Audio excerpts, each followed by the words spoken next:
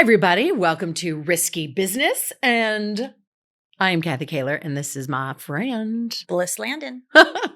Welcome back to another episode. And we have a great show today. Oh, we really do. Like beyond. Yes. Like I'm so excited. Like, awesome. Like super, super fun. But how have you been? I've been great. I've been missing you. I know. You've been just traveling all over and doing your thing. Again. I know. I will say that Kentucky in April is spectacular. Oh, I could imagine. Wow. I never knew the types of things that could bloom into such beautiful colors. Oh, I bet. Shades of pink and reds. I mean, it's just spectacular. Well, and everything's so green there, where we don't really see that here in California in certain parts. Right. So that's great. Right. It was really spectacular. I can't wait to take a trip with you. I know. We're going to go. I know. I'm going to get my back first fixed. Oh, but yes. Then we'll go. Yes. All yes. Right. Body parts have to be repaired. Yes. I need some repairing in my back. Yes. Well, anyway, so all is good. Okay. All is good. Well, you have a very good connection with our guest. Yes, I do. And I don't know much about it. So I'm super excited to learn about him and what he does and what he's written and what he paints. And well, so let me introduce you. Please. This is Gary Soszynski. Okay. He's written a book called The Book.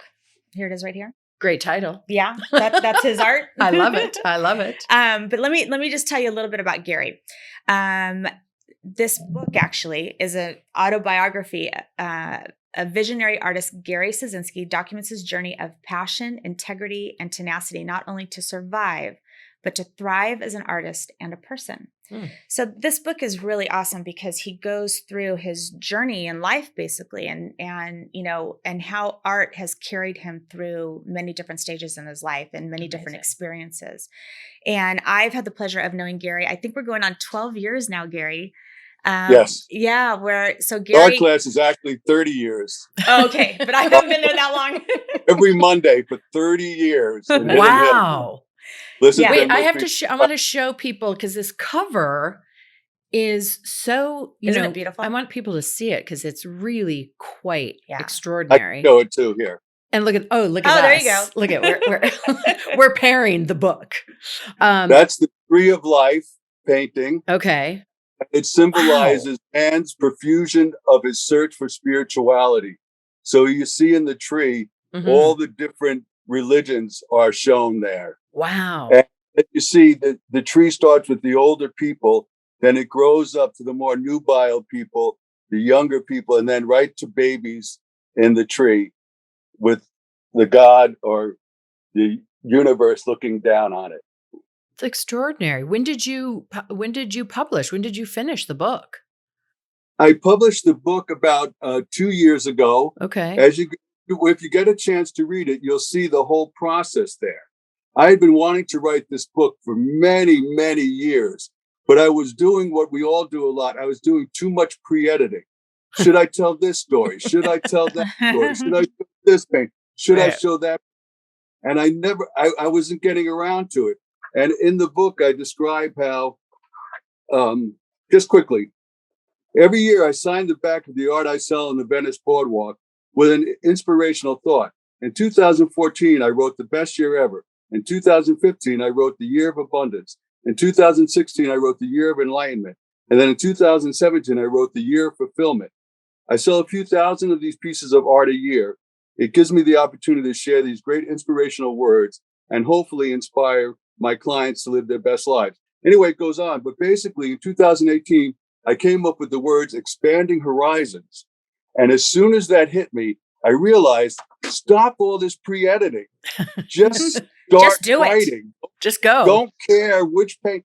And so anyway, I was at Venice at the time. I would sell my art on Venice Boardwalk for 40 years. But I have to get there at 5 or 6 o'clock in the morning. And I don't set up till 9. So I'd have these hours. And I realized I can write all this into my cell phone. So I started writing into my cell phone. And it just all came flooding out. Wow. Everything I've ever wanted to say, because in my years in Venice, I was asked millions of times, where does your inspiration come from? Where does your creativity come from? And so this book answers all those questions. And like Bliss was saying earlier, I've been through a lot of trials and tribulations in my life, from divorce to my son committed suicide. Now my wife has schizophrenia. And I think Bliss knows I'm a pretty joyous person. Yes. I stay up, I stay happy, and it comes through creativity. I see creativity as the source of the joyful life. I feel sorry for people who aren't creative because it has brought me through so many of these trials and tribulations. Like after my son died, he came to me and I allowed it to come to me because I'm creative enough to let these things come in and to help me get through these things. And he let me know that his hanging and all that was the best he wanted to do. And he didn't want us to go down. He wanted us to stay up. So I was able to go up to where he had hung himself and create a homage to him so that now we can go up there and enjoy him there. And so Ilan was very creative too. He was an artist and a writer. I mean, it runs in the family, definitely. But it sounds like your my grandchildren now are phenomenal artists and dancers. My little Emily, she knows how to end a line. She knows how to turn and Okay, Gary, I want to correct you though. One thing that you said, your wife has Alzheimer's, not schizophrenia, right? Oh yeah, sorry. Okay. My son had. Your son had schizophrenia. Yeah. Okay. So I just want to make sure that we're clear on that. Exactly. Okay. Yeah. So you know he helps a lot of people, and through his art, he's been very helpful to a lot of people. And through the pandemic, he was very helpful to a lot of people. We really kind of kept going through our art class that I do with him once a week. And then he was able to do some art classes for some kids in the neighborhood.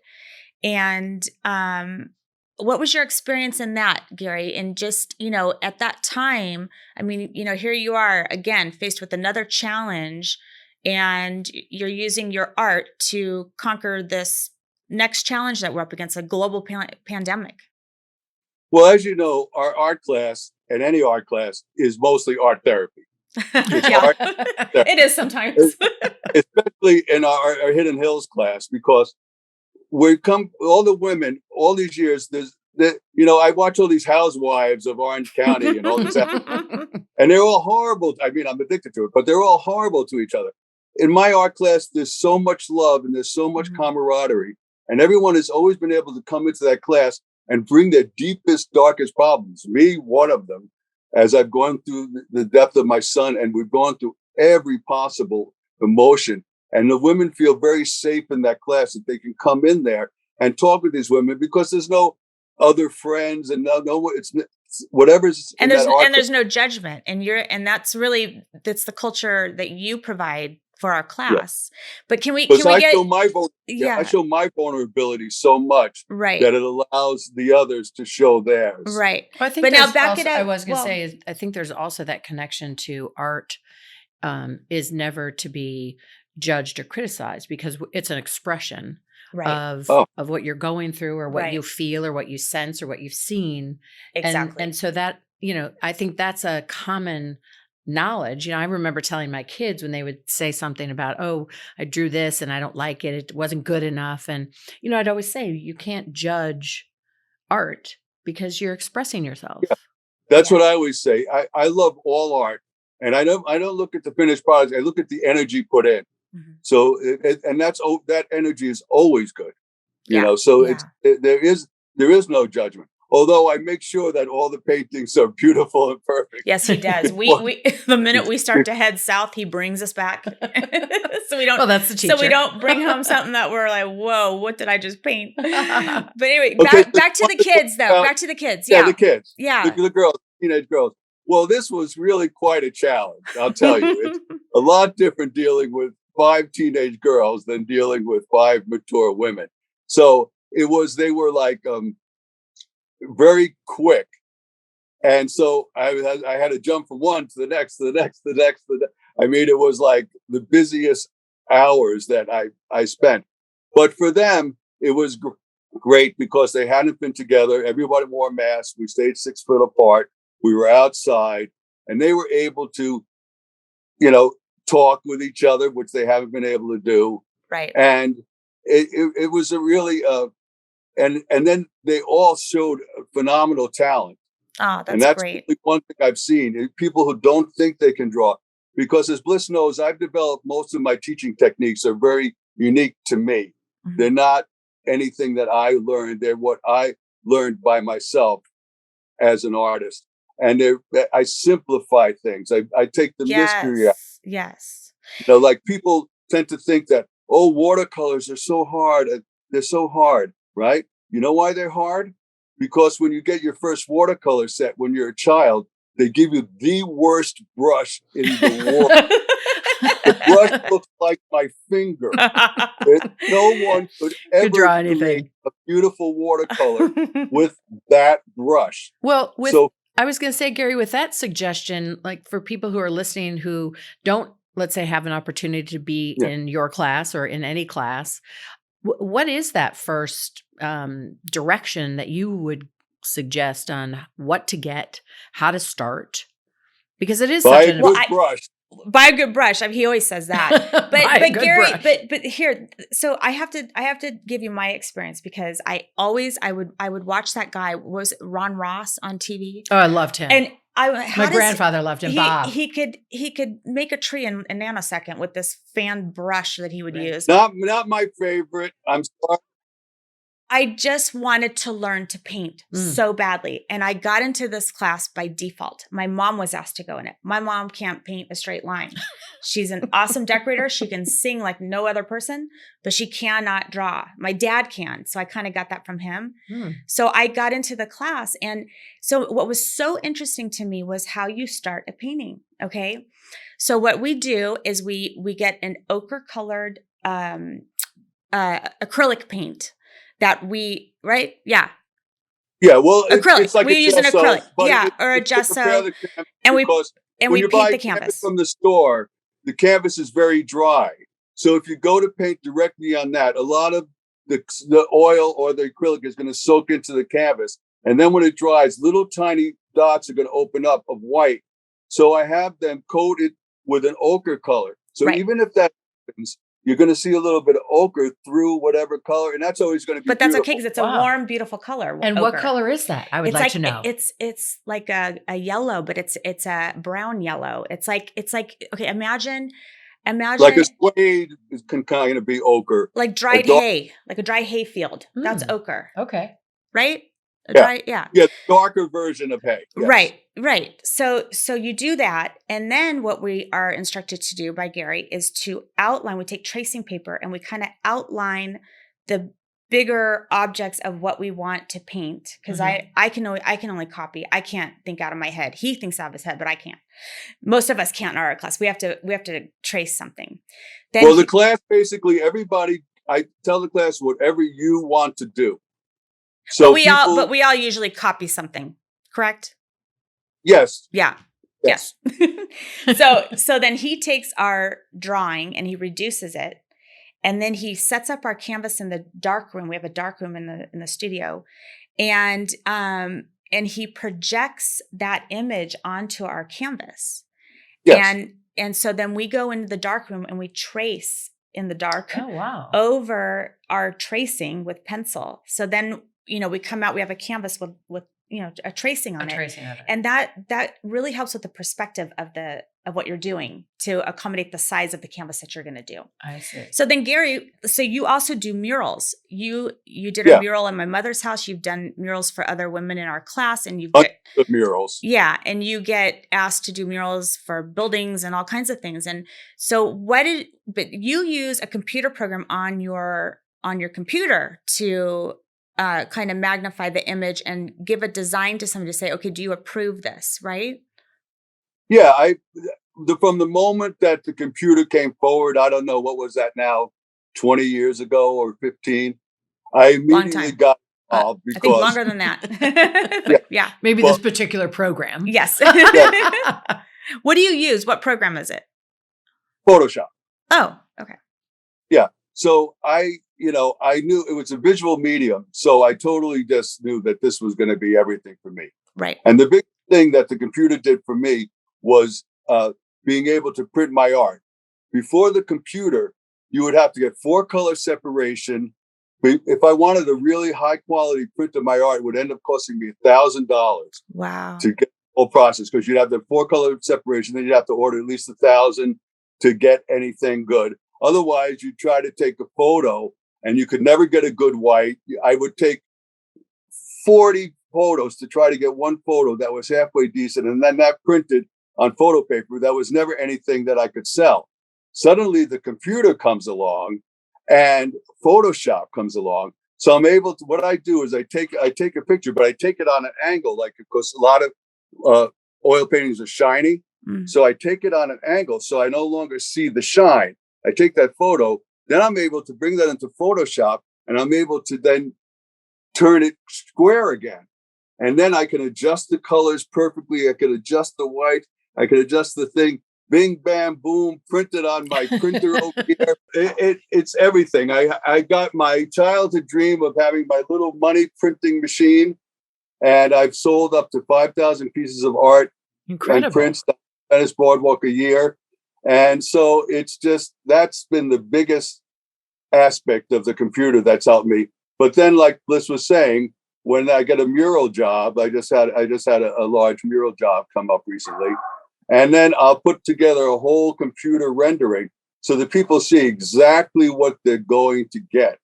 Except that it always gets a little bit better when I paint. And where can people get your book? That's what I would like to know. So you can buy the book at my website, GarySoszynski.com. That's GarySoszynski.com. And you'll see the book there, and you can buy it through PayPal. Gary, when did you know you were going to be an artist? Well, I would say definitely by the first grade.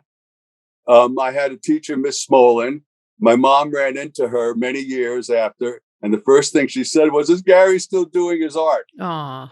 And I definitely remember I was given an easel, and I was in the corner of the room, and my first painting was of Woody Woodpecker and his 2 nephews. That's so cute. 2 nephews were coming up from a hill, so you only saw their heads. And I remember that distinctly. And then every teacher I ever had totally was involved with me and my art.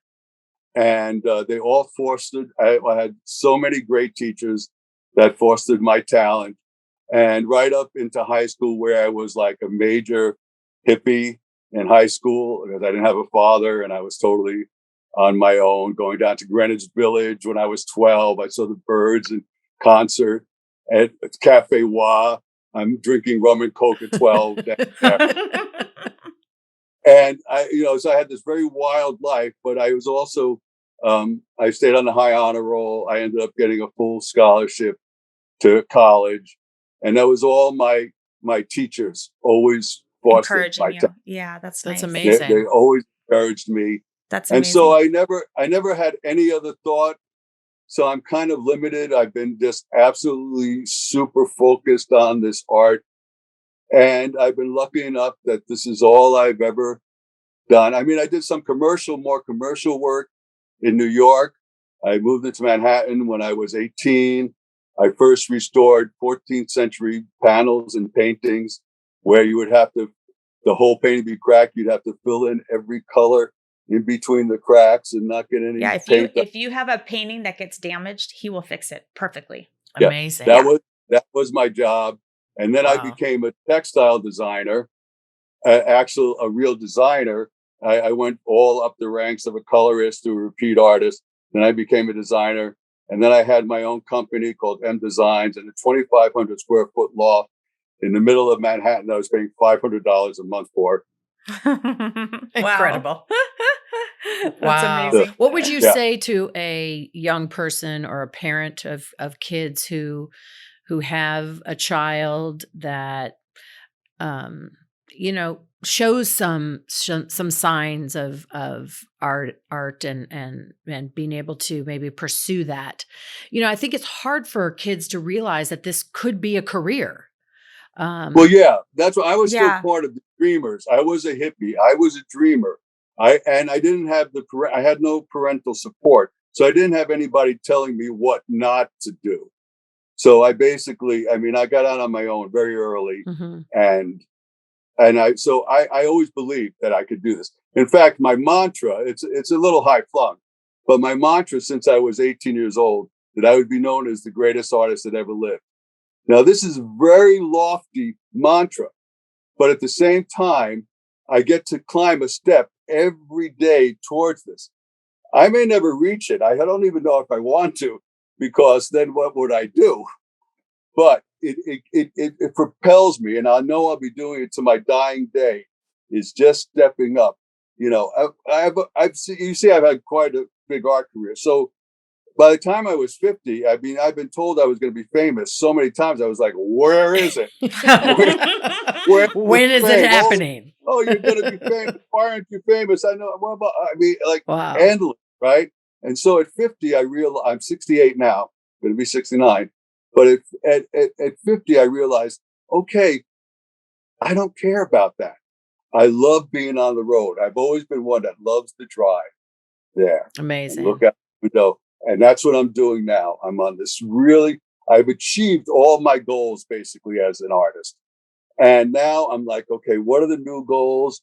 Where do I go? I'm a little in an odd place now because I am a 24-hour caretaker for my wife. So I basically have backburnered almost everything because as much as I've always wanted to be known as a great artist, I ultimately want to be known as a great person. And it's so much more to me than all I've done with the art is to make sure that I am as good a person as I want to be. Although we all fall below that often. One of the biggest challenges for me and my wife is me not getting angry because things are misplaced. My wallet's misplaced. My computer is touched. My phone is touched. The living room is torn apart. The bedroom is torn apart. And so I'm at this point right now, and I would get angry. Why? Why? And now I'm at this point where I'm almost trying to become nothing. And I've always been addicted to accomplishment. And I've always been addicted to doing and being. And I have to become kind of nothing right now so that I can give everything to her. Well, you're a wonderful man, and yes, he is. A heart that is full of giving, and you know, we have paths that come across our lives at every time, and we don't know what that path is going to be or what the reason is that we're going on it, but I am a firm believer that there's something that we gain from that, and we bring that to the next level of whatever it is. And you know, I know that you are going to be the greatest artist that ever lived. And I've had a couple of people tell me that. And when one or two tell me that, I'm like, okay, I got one.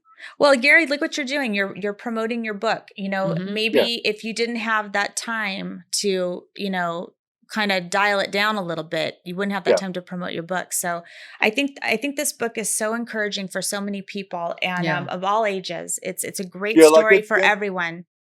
At the end of the back, I say, sorry, Bliss. That's okay. I said, the book also answers many questions I have been asked over the years. Where does your creativity come from? Where does your inspiration come from? The book is also a story of redemption, of overcoming obstacles.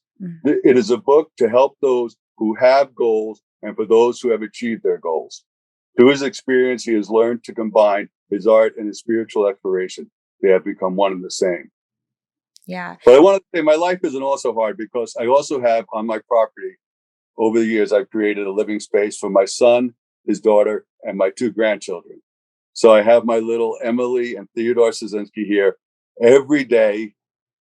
And we do art and music and dance. And so joyful times. Yeah, definitely. Joyful times. And that's balance. We need balance. The balance. And art is just so, for me, it's been so wonderful. I see colors differently. I'll be driving home and I'll look at clouds. Wow, I'd love to paint those clouds right now. You know, and Gary's taught us how to just really see things and to pause and to have patience and it's just a major outlet. I mean, I look forward to art classes. It is kind of therapy in many ways. And it is a separation from our technology life and our rushing life. And that's what I think is amazing about art. You know, my voice is not really out there. That's why I'm so glad we're doing this. Well, we hope, Gary, with today that your spirit is speaking to us and our listeners. And, you know, I want to thank you for sharing. I want to, thank share you so your much, art Gary. and your stories, and we'll send people to your website. Yes. That'd be great. Yeah. To get the book, and see the pictures in there too, right? Yeah. The picture. So anyway, awesome. Yeah. It's all in there, and I appreciate so much. Amazing. And wonderful meeting you today, and I'll see you Monday, Bliss. Yes. At art class. God willing. Very nice to meet you. Thank you so much, Gary. Have a great rest of your day. Okay. Thank you for coming on our show. All right. Bye. Bye. Thank you so much. Bye. Wow.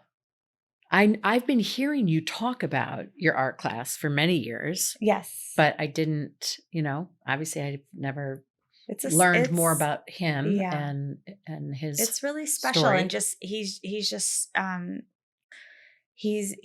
a very colorful person with so many things to contribute to everyone. Yeah. Of all ages. And it's really fun to talk to him. Yeah. So if you are wanting to get his book, it is The Book, and you can get it at his website, GarySoszynski.com. And if you have any other questions, you can always reach us at riskybusiness@coveragequeens.com.